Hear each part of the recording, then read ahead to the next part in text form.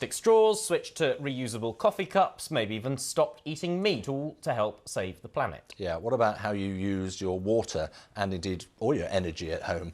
UK-based firm SaveMoneyCutCarbon says it can help households and businesses reduce their utility costs and reduce their impact on the environment. Chief Executive Mark Sait joins us now. Mark, how's what you're doing different to what other firms are doing? Morning. I guess our promise is in our name, actually, Save Money, Cut Carbon. How do we deliver on that promise? Well, we set about building the website Save Money, Cut Carbon and the tools and the platform that sits around that, and most importantly, our team across the UK, to help homes and organisations of all sizes, so we look after hospitals, big hotel groups, big businesses and small, to use energy and water in more sustainable ways.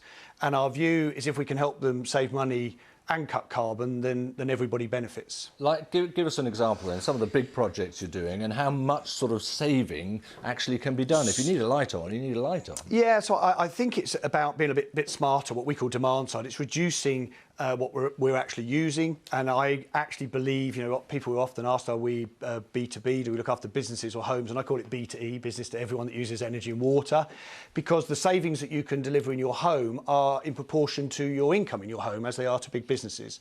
So there are some very obvious ones. There's obviously smart LED lighting, there's a lot you can do on water, and we've delivered projects now for major hotel groups, motorway service stations, and the money aspect can be, into millions. We've had projects that have saved clients millions of pounds, and most importantly, the byproduct is that carbon footprint. Yeah, just on a big project then, what sort of saving do they do? I mean, I noticed you were bothered about the lighting in our green room here. It was too bright for you. Couldn't help to look at that when we came in. I mean, let's stick with LED lighting. It's a very obvious one to do.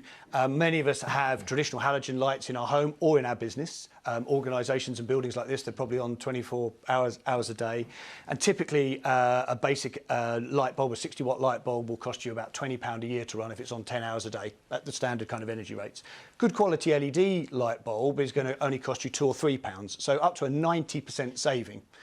And on top of that, a good quality LED lighting will last 50,000 hours, where a halogen might last 1,000 hours, so it reduces landfill and it reduces that whole supply chain piece around carbon. So that's the kind of base savings, and the similar things apply to shower heads, taps, lighting, that sort of stuff, and scale it up to a large organisation like the BBC or a major hotel group or hospitals, or we do a lot for schools, and the saving starts to run into thousands and thousands of pounds and tons of carbon.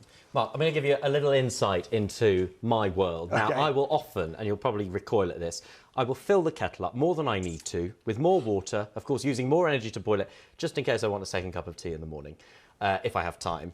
That is obviously one way I could reduce the amount of carbon and save money. It's one simple step, and I was only thinking about it when we were talking just now, but what are the kind of steps people can do very easily from today to achieve what you're sort of saying they can? I think the first thing is about learning. Within our site, we were called like TripAdvisor for sustainability. The first thing we do is provide lots of content on where do you start that journey. So you mentioned the kettle. A very easy one is one of the new boiling taps that will allow you to have instant boiling water by the tops of the cup. Though. I've looked at those there. I think they do. But you'll see what we've done on the site is about taking that cost and comparing it with the savings. And the paybacks are very, very good. Often months, not years.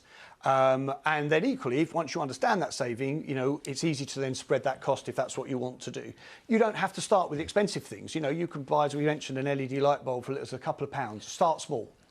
But isn't part of the truth of this? I mean, cut carbon, save money, fine. But we've also got to reduce our use of these valuable resources. I think we have. It's kind of maybe slightly odd for someone with a company called Save Money Cut Carbon to say, well, actually, fossil fuels, everybody's pushing at the fossil fuels. We still need fossil fuels in the short term. We don't have enough green energy. We need to keep the lights on. We need to travel around. So our view is all about you've got to use the energy, the water in more sustainable and efficient ways. And our view is that everybody, you just mentioned it, actually will be triggered by the saving the money, not necessarily the carbon. I always ask people, what does a tonne of carbon look like? And not many people can answer that question, even the experts.